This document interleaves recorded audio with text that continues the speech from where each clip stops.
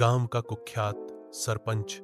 एक कहानी। गांव धनापुर, जहां मिट्टी की महक में अब भी पुरखों की मेहनत की गूंज सुनाई देती थी, वहीं एक नाम था जो सबके दिल में डर बनकर बैठा था। सरपंच भोलाराम। भोलाराम सिर्फ एक सरपंच नहीं था, वह गांव की सत्ता का अघोषित राजा बन चुका था। भोलाराम कभी गरीब किसान का बेटा था, लेकिन उसके भीतर सत्ता की भूख बचपन से थी। स्कूल के दिनों में ही उसने लड़कों को अपने इशारे पर चलाना शुरू कर दिया था।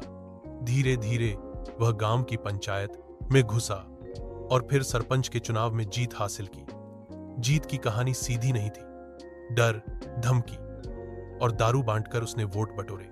भोलाराम का शासन। सरपंच बनने के बाद उसने गांव में बदलाव तो किए, लेकिन अपने फायदे के लिए सरकारी योजनाओं का पैसा हड़पना, जमीन हड़पना और विरोध करने वालों को धमकाना, ये सब आम बात हो गई थी।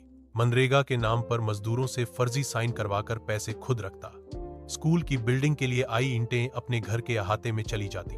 जो कोई विरोध करता, उस पर चोरी या झूठे मुकदमे का आरोप लग जाता। डर का साम्राज्य। गांव में किसी की मजाल नहीं थी कि उसके खिलाफ बोले। चौपाल पर जब वो बैठता, सब सिर झुकाकर सलाम करते। थानेदार से लेकर तहसीलदार तक उसके साथ थे, कंधे से कंधा मिलाकर। लेकिन एक दिन गुड़िया, गांव की मास्टरनी, ने चुप्पी तोड़ी। उसने अपने स्कूल की बिल्डिंग के भ्रष्टाचार की रिपोर्ट जिला मुख्यालय भेजी। शुरुआत में उसे भी धमकियां मिली, लेकिन सोशल मीडिया और एक युवा पत्रकार की मदद से मामला खुल गया। जांच बैठी, सीबीआई तक आई। भोलाराम के घर छापा पड़ा।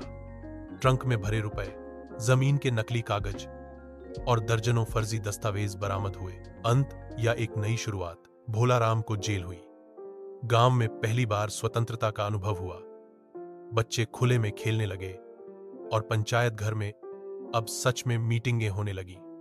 गुड़िया को लोग नई सरपंच कहने लगे, भले ही वो चुनाव नहीं लड़ी थी। लेकिन लोग अब भी कहते हैं, भोलाराम जैसा कोई फिर आया तो गांव फिर से डर में जिएगा। अगर आप चाहें तो इस कहानी को और विस्तार से अध्यायों में या किसी खास अंदाज जैसे लोक कथा या अपराध कथा में भी लिखा जा सकता है।